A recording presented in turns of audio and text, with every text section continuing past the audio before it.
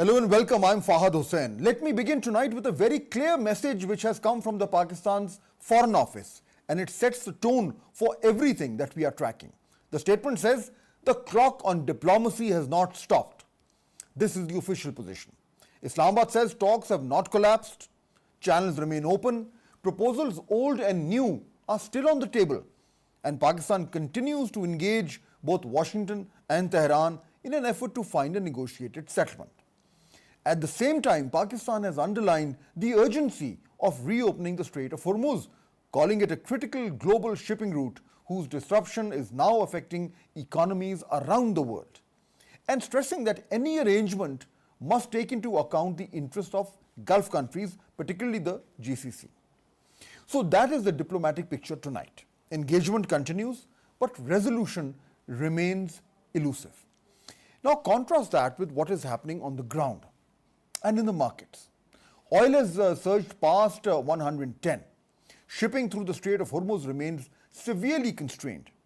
And the US has made it clear that its naval pressure on Iran will continue until a full agreement is reached. So taken together, these are the headlines shaping the conflict tonight.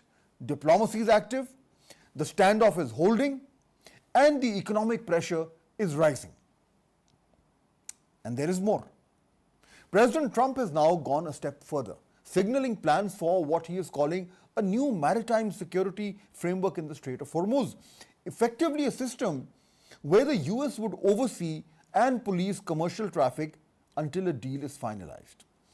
And to further complicate matters, Iran's Supreme Leader Mustafa Khamenei has said in a statement which was circulated by state media. He said, "Today, 2 months after the world's biggest campaign and aggression in the region and America's shameful failure in its own plan, a new chapter is emerging in the Persian Gulf and the Strait of Hormuz."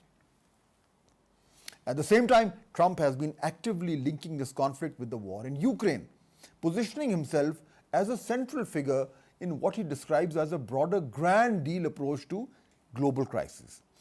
That effort was visible in a 90-minute call between President Trump and Russian President Vladimir Putin earlier this week, one of the most direct engagements between the two since the tensions had escalated, where a temporary ceasefire in Ukraine was discussed even as Moscow warned against any further escalation in Iran. So what we are now seeing is something larger than a regional conflict. The Iran-US standoff is beginning to intersect with wider global diplomacy, with major powers positioning themselves not just around one crisis, but across multiple theaters at the same time. And all of this is unfolding against a very simple but very dangerous reality. There is no active escalation, but there is no de-escalation either. Talks are continuing, positions are holding, and both sides appear to be testing endurance rather than moving quickly towards a breakthrough. That is what makes this moment so fragile. Because in no war, no peace situation, the risk does not come from big decisions alone. It comes from miscalculation. So the question tonight is not whether diplomacy is happening. It clearly is. The question is whether it is moving fast enough to prevent the standoff from slipping into something far more dangerous. Let's discuss all of this.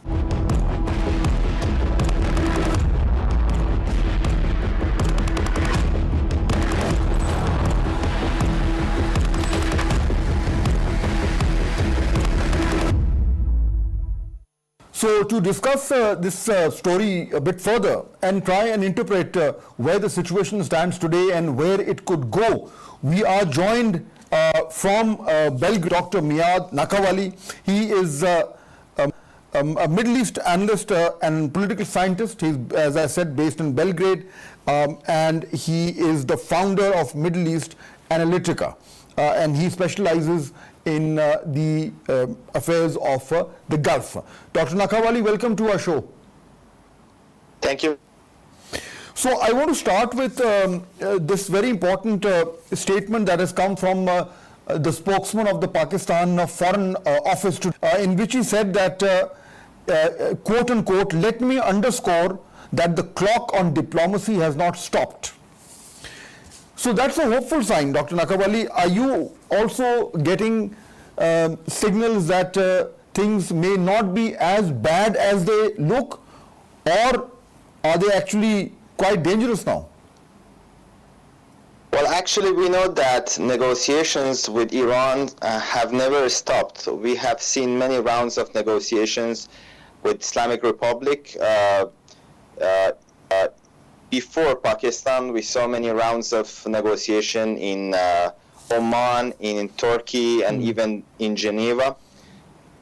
So I think while Iranians want to send clear sign that the door for diplomacy is always open, we can see also that both sides have their own red lines. While the United States is claiming that the red line for them is for Iran to hand over the enriched uranium to US and also to stop enriching in Iranian soil. We see that those are also red line for Iran, and we see that the supreme leader of Iran, Mojtaba Khamenei, is also affirming that that option is not on the table. Iran is not going to give up on its enriched uranium. Yet I think that at least in some fractions in Iran, there are more flexibilities for nuclear activities. For Pakistan talk, we have heard that Iranians, and before the war actually, Iranians said that they are ready to suspend the program, and we heard different stories whether it's going to be 5 years, 10 years, or 20 years. So while I think on that technical part, whether Iran is going to halt or stop its nuclear activities for a specific timeline, I think giving up on enrichment could be a red line in Iran, and also handing over the enriched uranium can also be a red line for Iranians. Basically, where things stand today, the American press is reporting that President Trump is considering restarting the war or restarting attacks on Iran, and the reporting says that he will be getting a briefing on it by the CENTCOM commander. He is also saying, President Trump, that he believes that the blockade is working and that it is adding pressure on Iran. So, given your very deep knowledge of Iran, I'm also reading these reports about serious economic problems in Iran.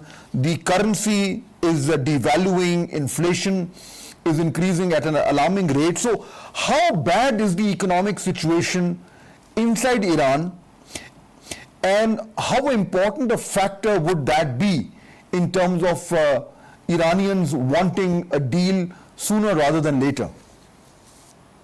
Well, the Iranian economy is bad, and it's not the new thing for the regime in Tehran. We know that Iran has been under sanction for more than 4 decades. And in a way, it's a familiar thing to Iran.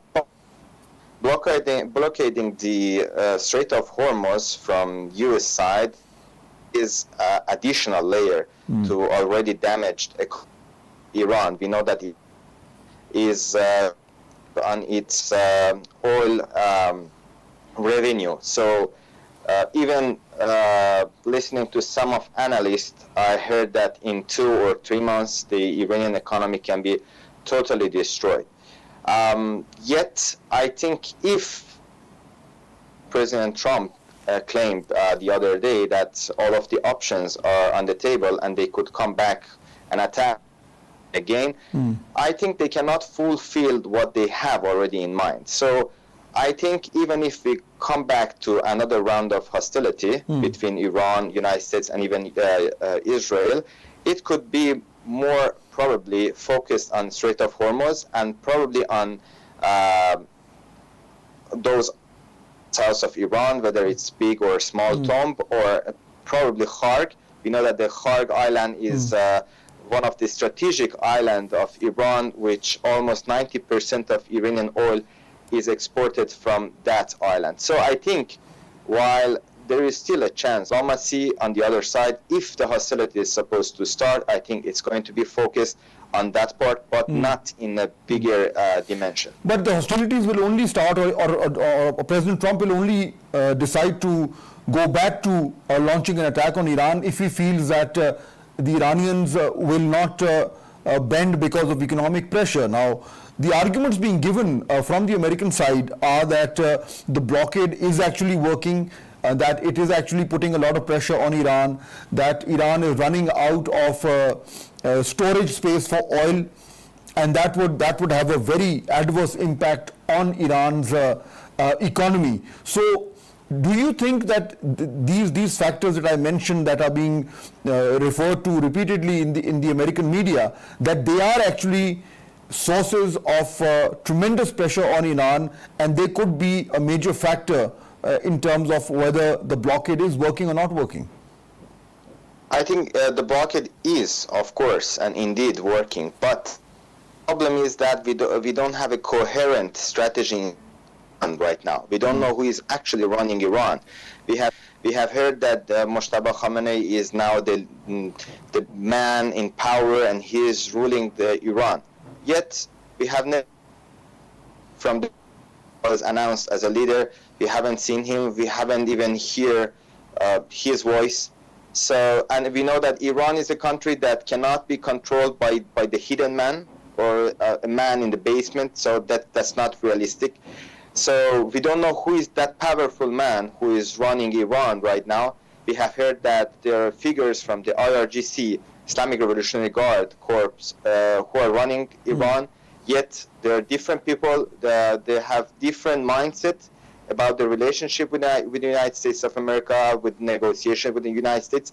Yet we have also other political power center. We have heard from Saeed Jalili, and actually those people also in cycle of power, that from the first day they were even against of any negotiation with the United States. We have people in Iran who are applauding on the continuation of. You have to understand that Iran, in a way, is not that rational actor in a way that the West understand. Iran is an ideological country, which even if you listen to some of the narratives, you can hear that some people are shouting at those who are negotiating with US, and they say actually that Iran has to go to war with big Satan until the last drop of their blood. And I think it's very dangerous, because now we don't have a coherent strategy. We don't know who is in charge for negotiation with the United States. And I think I feel like there is a disagreement inside Iran and inside the cycle of power, whether they have to negotiate or not, and what actually how Iran should be flexible when it comes to because there is a feeling that there is the Iran can get a good deal, but there are people, hardliners inside Iran, who feel that no, continuing with the war would probably put them in a better position, and then ultimately, if they have to come back to the negotiating table, they should do it with in a position which is far better than where they are today. So yes, absolutely right. We also hear of these disagreements within the Iranian power structure, but also now the developments in the Gulf. Dr. Nakhawali, I would want your analysis on this. We know that the UAE has left OPEC, and there is a clear division within the Gulf countries in terms of how they're looking at this war, and the relationship between Saudi Arabia and the UAE, of course, it is no secret that they've had a tense relationship. So with this latest development and dangers of the peace being elusive, how important a role will Saudi Arabia be playing at this stage? What do you think the Saudi leadership would be telling President Trump, and what would they be telling Iran? Because we know there are contacts between them, also via Pakistan. What would be the ideal situation for Saudi Arabia, and how would they want to use their influence to find an outcome that also suits them at this stage? Well, we know that before the war started, while Saudi Arabia was claiming that they are actually trying to find a way, peaceful way between US and Iran, now for sure we know that they have been motivating United States, maybe as much as Israel did, to attack Iran. And this is not new. We know that some years ago, the Saudi prince sent a message to US and they asked them to remove the head of the snake. So we know that for a long time, Saudi Arabia really wanted to diminish the threat which is coming from Iran. Yet, when the war started, not only Saudi Arabia, but also other countries of the Persian Gulf saw that it's not Iran which is falling right away. The idea was to kill the supreme leader in Iran, and it was a thought that the regime in Iran is like a hierarchy. So when you kill the supreme leader, the regime will fall down. But in time, we saw that the Iranian regime seemed to be like a, let's say, a nerve network. So when you remove one nerve, the other nerve can continue with the communication, with the command system. And we saw that the regime didn't fall. So now probably Saudi Arabia will find a way through United States, or I think it's even better through China, negotiate with Iran and to guarantee the balance of power in the Middle East, because in a way I think they are now assured that Iranian regime is not going to be gone. So when it comes to the UAE and Saudi Arabia, there are also rivals for a long time, and it's not just about the oil. We know that they're both the hub for technology, for AI centers, and they used to be rivals for a long time. And it seems that now we can see more divisions between them. We can see that the long-time golden coalition between the Persian Gulf countries is gone. Let's not forget that just some years ago, I think it was 2017 or 2018, that Qatar was totally isolated by the Persian Gulf countries, by Saudi Arabia. So I think there is no sort of coalition between these countries. And after the war between Iran, US, and Israel, I think we will see more division between these countries, and probably we are going to be even more active role of China and the Middle East, and especially in those countries. And that's a big change that this war has triggered. And I agree with you, Dr. Nakawali, that this major change will happen, and I think the Gulf will be a very different place once this conflict ends. We are very grateful for your time. Thank you so much for sharing your analysis with us. Thank you very much for having me.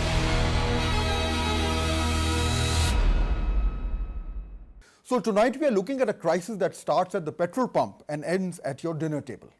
As conflict continues abroad, global oil prices have spiked, hitting over $110 a barrel. For Pakistan, a country that imports almost all of its fuel, the math is simple and painful. When global prices go up, our national wallet empties. We are now seeing petrol prices at record highs, making every commute and every delivery more expensive than ever before.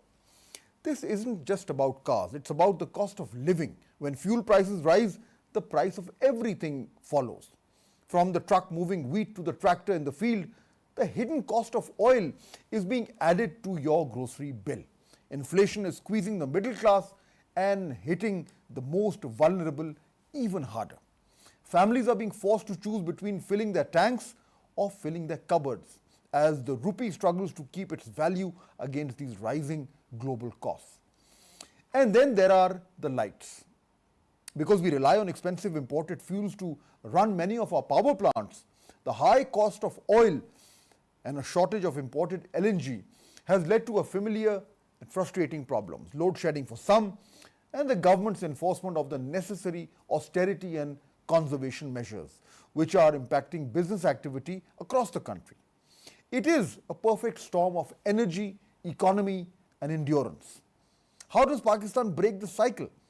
Today, let's do a deep dive. And joining me To discuss this is Dr. Abid Suleri. He's a social policy analyst, development economist, and executive director of Sustainable Development Policy Institute. He's also a well-known columnist who writes on political economy. Also joining me is Mr. Amar Habib Khan. He's a macroeconomist, energy economist, risk management professionals, and is known for his expertise on the energy sector. Very grateful to both of you for joining me. Dr. Abid Suleri, the conflict clearly is refusing to end. Even today, the latest developments show that the Iranians are not backing down, and the Americans, of course, are refusing to accept the fact that they don't have the kind of leverage that they think they do. So this could continue despite Pakistan's best efforts to find a peaceful solution. Because of the uncertainty, oil prices, again, they were very high. We have suffered or endured this situation for 2 months now, Pakistan.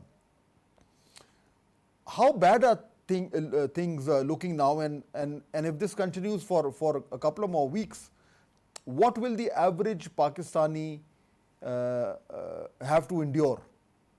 Well, thank you very much, Fahd. It's not only Pakistan. First of all, for the viewers, I think we need to recognize that this oil crisis is much larger and much deeper than the 1970s oil crisis, at least 5 times high in magnitude than what the world saw in 1973s. Now, when we look at the whole bigger picture, the Gulf countries, they are losing out around 12 million barrel per day of oil production that otherwise they could have produced and they could have pumped in global supply chain. If one looks at, for example, the hotel residency, compare it with the last year, April to April numbers, UAE's hotel residency is 65% shrunk. In case of Bahrain, it's 90% less than what it was in these days last year. Similarly, if one looks at Qatar, it's 55% less than last year's average hotel residency. And these are huge numbers which will be impacting the Gulf economies. And it is IMF's prediction is that Qatar's GDP would be affected by at least minus 10%. It would remain minus 10%. UAE's would get affected by minus 3%. And this is the scenario in which we have to place Pakistan, and we have to see that where exactly we are. Now, this crisis, it affects the countries which have a high level of external debt. It affects the country who are which are dependent on imported fossil fuel from Gulf countries, which don't have the foreign currency reserves, and which don't have the fiscal cushion to take care of the relief for their citizen. And on the basis of this criteria, the Economist magazine last month, it ranked Pakistan as number 2nd among the most vulnerable economies that would get affected. Which is a very dangerous situation. Let me just bring in Amar Saab also, and then Dr. Saab, I'll just come back to you. Amar Saab, in terms of this, the impact that we are facing, how bad could it get? I mean, how worse could it get actually? Let me put it that way. Pakistan has surprisingly been more resilient than expected. I mean, if the same thing would have happened, let's say 3 years back, the situation would have been much worse. But if this continues, if the blockade continues, and if oil prices keep on increasing, then we will see a lot worse things happening. We may see higher inflation levels. We may see much more lower growth over the next 2 to 3 years. And that will not just be in Pakistan, but that will basically be across the world. So it's entirely recessionary period. The world may actually see a recessionary period over the next few years if this continues for, let's say, another 4 to 6 months, because a lot of these countries, you've got the likes of Japan and the European Union, South Korea, are dependent dependent on imported fuels, and they are losing out on the reserves right now. So as reserves lose out, as the reserves start to diminish, there will be more panic in the market, because all of these countries, European Union or Japan, they have like a year or 2 years of reserves. But as they keep on diminishing, as they keep on depleting those reserves, a lot may happen. Prices may increase. Alternatively, we may see Russia supplying more fuel to the market and balancing it out as well. So we may not see any period of sustained growth, but it is entirely possible we may see a few years of low growth across But the if you board. look at it from the average Pakistani citizen's point of view, what is the kind of impact that every Pakistani should be ready for? How will it affect their lives in the coming few months?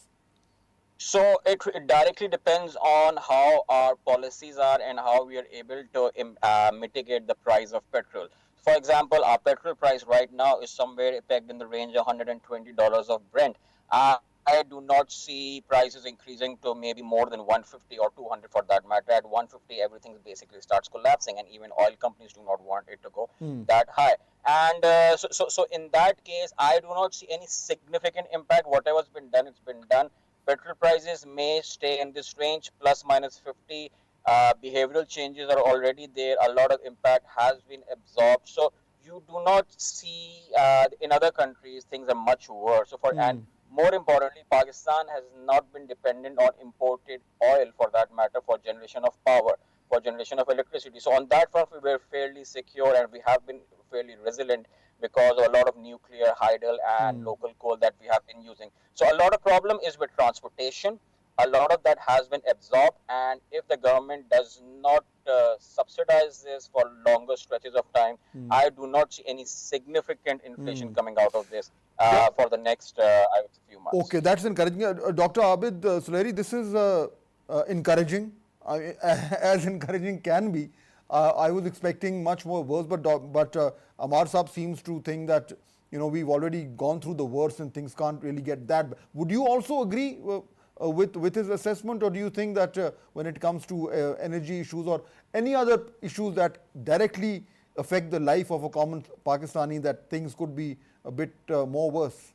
Now, Fahd, that depends if we are talking of fiscal year or if we are talking of calendar year. If it is a fiscal year which would end on 30th of June, perhaps we won't see much impact on GDP growth, because IMF was about to revise upward our GDP numbers due to this crisis in the Middle East. IMF didn't revise didn't do this upward revision, and that's where perhaps we won't lose much of the GDP. But for the next fiscal year, I can foresee lot difficult and lot harsher, both for public as well as for government. Today, the price of Arab Light, the Saudi Arabia oil that Pakistan is getting from Red Sea, it is $135 per barrel. So while Brent is at $119, $120 per barrel, it's the Saudi Light, which is $135 per barrel, and in some instances it is being sold on premium, just like we used to give premium on cars for early supply because of higher demand from Saudi refineries. Now, even if it comes down, it would hover around $100 per barrel. Now at $100 per barrel, just to give you a number, 10% increase in oil price directly leads to a 0.5% reduction in GDP and 1% increase in inflation. So already around oil has gone up around 40 to 45%, which means that about 2% shrinkage in our GDP and about 4 to 5% increase, direct increase in inflation, and then the indirect impact of inflation would be even higher. Now, for the people of Pakistan, the situation would be difficult because government doesn't have fiscal cushion, for example, to reduce levy or to keep on subsidizing the fuel. Now, if fuel cannot be subsidized and if the levies they cannot be reduced, or if the capacity payment charges they cannot be negotiated, which means that the solar panel, all the consumers, they would try to shift to solar panel as much as the government would not like them to do. But even then, the spiral effect of this inflation that would hit in the So, next fiscal year. okay. On top of it, the supply of fertilizers for kharif crop that would be sown in summer. We have the ample supply of fertilizer, but for next rabi, next wheat crop, if the gas prices remain too high, or if gas supplies remain curtailed, then it means that it would be shortage of urea, or urea would be too expensive, and that would directly affect And yes, food security. that would directly affect food production, of course. Amar Saab, finally, then, what about this? Obviously the fact that we're not getting any LNG at all. Our prime supplier is now in its their own production has also stopped. How serious So could that be? as I said earlier, if this were three years back, it would have been much more serious. But it actually is a blessing in disguise. Do you see anything around you that says, okay, you know what, LNG is in there and the world is crashing down around you? No, it's not. Because again, the urea, we use indigenous gas for urea. It's complete urea security. Food security is there. I mean, we paid quite a bit through various subsidies over the years just to have that kind of food security, and that ensures that we can wade our way through and not be reliant on imported gas for that. And similarly, energy, what was happening was because of the contracts with Qatar earlier, a lot of local gas was being curtailed. It couldn't be produced. But now the local gas production is coming online. You've got a lot of imported coal that is coming online, is online as well. So you could have seen maybe 6 to 8 hours of rolling load shedding right now, but that's not happening. And there is a design behind this because a lot of hydel, a lot of imported coal, a lot of nuclear and curtailed gas is coming into the system, and that's ensuring that there is no load shedding. Yes, there are deficits, and the deficits are largely in the piping infrastructure, the gas that is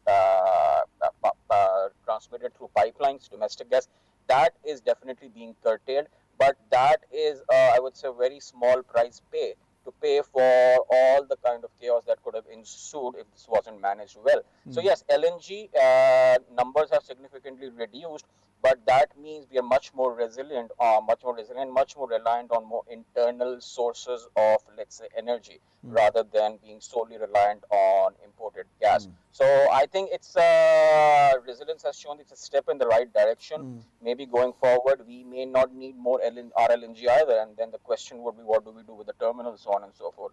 So things just keep on evolving, and it's too early to say that what's going to happen. But for the time being, Pakistan has waded through the crisis much better than, let's say, it would have done in 22 or 2019 or even before that. On that slightly hopeful note, I'd like to thank both my guests for joining today and sharing their analysis.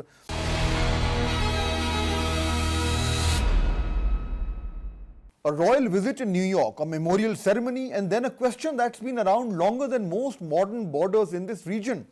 If you had a minute with King Charles, what would you say? Zoran Mamdani didn't overthink it. Return the Kohinoor diamond. And that's the thing, it lands in a very old conversation, one that never really went away. It just goes quiet for a while. Because the Koh-i-Noor has a habit of doing that. It sits there in London, in the crown jewels, looking almost harmless behind glass. And then every so often, it drags the past back into the present. Now, it's not a greatest hits of diamonds kind of a story. It's not the biggest, not the rarest, certainly not the brightest, but it is the one that refuses to stop being political.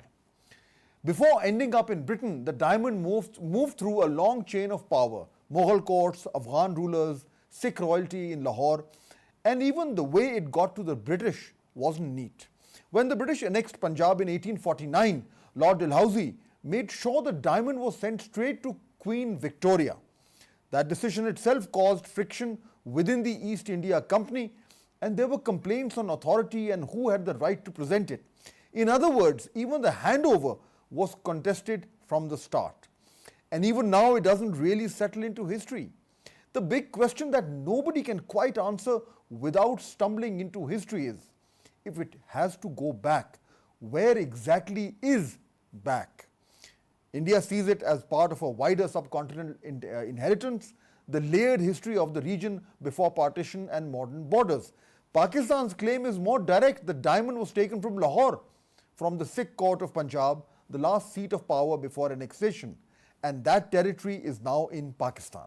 Now that's a very direct historical argument for why it belongs to Pakistan. So we will also dive into this debate, but before us, former Information Minister Mr. Fawad Chaudhry has also dived into it. He tweeted saying the Kohinoor belongs to the history of Punjab, as the last sovereign owner was Maharaja Ranjit Singh, whose capital was Lahore. The diamond should be repatriated to the government of Pakistan. It is a matter of historical accuracy and regional heritage.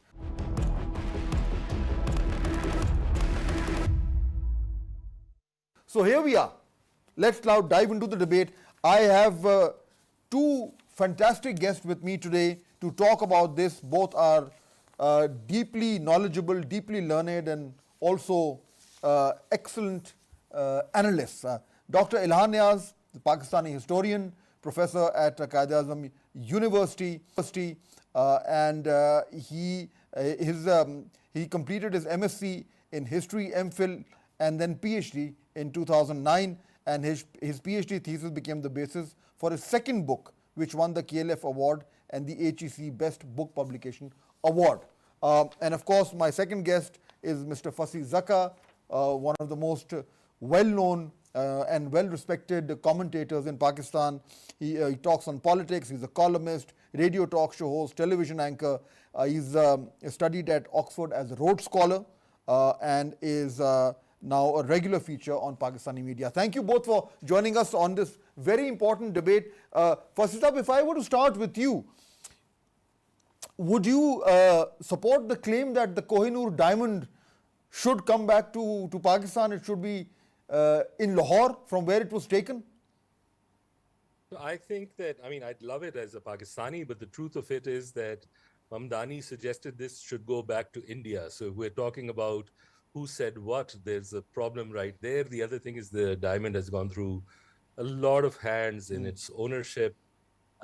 In addition to that, I personally think that once you give the British back the opportunity to decide who it goes to, we're going to have to set up another Diamond Radcliffe Award, because this is not clear-cut anymore. And giving the British that particular opportunity, I think, is something that will cause considerable problems. We have to also look at the fact that Fahd Chaudhry is absolutely right. The fact that the Sikhs at that time had their capital in Lahore. It's also a problem. I agree with your assessment in the beginning, but also it was a 10-year-old child who was the Maharaja at the time, and his mummy had just been jailed. So he was willing to give up any jewels just to get mummy back. So there's a lot of complexity to this. I think if they can just establish the demand for it, and the fact that it's not new. I think in 1976, Zulfikar Ali Bhutto wrote to the British Prime Minister asking for this back. But the Indians have been asking for it far earlier. They've been asking essentially since 47 or 48. And at the eve of the wedding of Queen Elizabeth, where this diamond was part of the ceremonial headgear, it was also asked by the British, by the Indians to have it back. It is, yes, Pakistan should get it, but it's going to be very complex. Okay. Dr. Ilhan Niaz, it is obviously, as I said in the intro, it's probably not the best diamond in terms of quality, but it is certainly the most well-known diamond in the world, and it's always been surrounded by controversy. There's, there's so much has been written about it. There's an excellent book on it also that traces its history to centuries. Why do you think this controversy refuses to die away? It's a political issue, and every so often, just when you think that you've heard the last of it, it comes back with a bang. I think when Mamdani raised this point, maybe he wasn't being all that serious, but certainly it trended quite a lot. The thing is that there is a bigger question about how should former colonial powers deal with what they have done, and what should they do by way of reparations or atoning for various things which they did in their past. So in that context, you have certain symbolic items like the Koh-i-Noor diamond that play a very important role. Now, Mamdani himself, of course, is the mayor of New York City. And if you learn a little bit about the history of New York City, you'll know that back in the 1620s, the Dutch acquired the island of Manhattan from the Delaware Lenape people for about 1,000 US dollars in current market value. And the local people were, of course, eventually pushed out of the area, and eventually they were exiled to Oklahoma, where their descendants nowadays reside. So today, the approximate market property value of Manhattan is about 500 billion US dollars. So if Mamdani is, let's say, interested in atoning for the crimes of the imperial past, there is plenty of stuff he can do in order to atone for the original crime upon which New York City itself is built. That's a good analogy. And to essentially pay the descendants of those people who were basically hoodwinked out of their land by the Dutch and give them a just settlement. There are only about 16,000 of these people left today. So even if he imposes a 1% tax on the property value, that would net about 5 billion US dollars.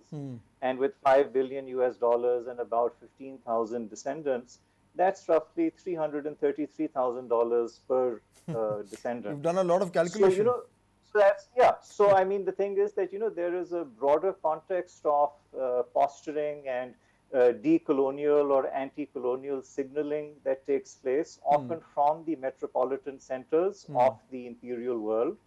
And one of the objectives of that, of course, is to basically distract us from the very real kind of compensation that is perhaps owed to former colonial powers, indigenous peoples, and others who have been mercilessly exploited in order to build the edifice of modern Western civilization. It is, in fact. So I think that would be a good place to start. As far as the diamond itself is concerned, I mean, the diamond appears to have originated in Andhra Pradesh, which gives India a pretty strong organic claim to it. The diamond was surrendered to the British as part of a treaty. So the British have a pretty decent, I would say, diplomatic claim to it. And of course, because of the storied history of the diamond, if we are to open up this point, then Afghanistan and Iran and Pakistan and India all of us can have a claim. all make a claim based upon various historical facts or various historical Which essentially narratives. means, Fasi Zaka, which essentially means that, sorry, you just finish your thought, Dr. Lan, then I'll come to Fasi. Yes, so I was just finishing up that, and of course, if you are an Indian or a Pakistani or Iranian or Afghan, then the narrative will be very convincing to you and very unconvincing to everybody else. So true, and that's, I think, that's probably why Fasi Zaka Saab, that this story refuses to go away, because it's almost like a film script. There are so many claimants. There's diamond, there is history and looting and big historical invasions, all mixed into one. And even when Mr. Mamdani said what he said today, he was also, I think, kind of just being a little, obviously he wasn't making a legal point. He was just trying to be a bit sarcastic. So I think this whole issue of Kohinoor diamond is now more for entertainment than anything else? Yes, but I'd also agree with Professor Ilhan. What he's been talking about is that it's also virtue signaling, and it does refer to something much larger, which is, the British historical museums are full of, history that doesn't actually belong to them, but that has been appropriated, and that this is a good avatar for a larger issue.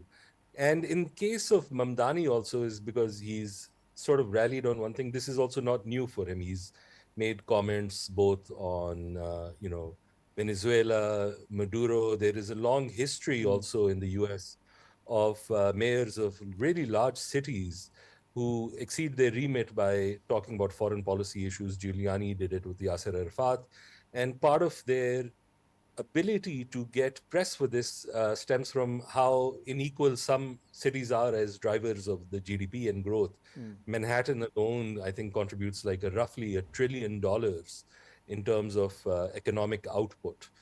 So in terms of like what Mamdani said, it falls in line with sort of the talking points that he is known for. As far as returning this particular diamond, I think it's not on the cards right now. I mean, it's also quite possible because, as you know, Professor Ilhan mentioned, like there's a lot of claimants to this. But if we were to give it between 4 different categories of people, it's 100 carats. We could cut it up. It's been cut up before. We could give everyone 25 carats and be done with it. That's a good solution. Professor Ilhan, final last 1 minute left. So based on this, then it's safe to assume that the story of the Koh-i-Noor diamond and the controversy surrounding it will continue. Well, it will continue, but it also probably won't matter very much to the larger problems. And so, you know, if you look at British rule in South Asia between 1765 and 1938, the British stole about, 10 trillion pounds in current money from the Indian subcontinent, South Asia, more broadly speaking. So I'd rather they keep the diamond and maybe give us some of that money back. Fair enough. I think that's a valid point. Thank you so much, both of you, gentlemen, for joining me today on this very interesting discussion. We will see you tomorrow.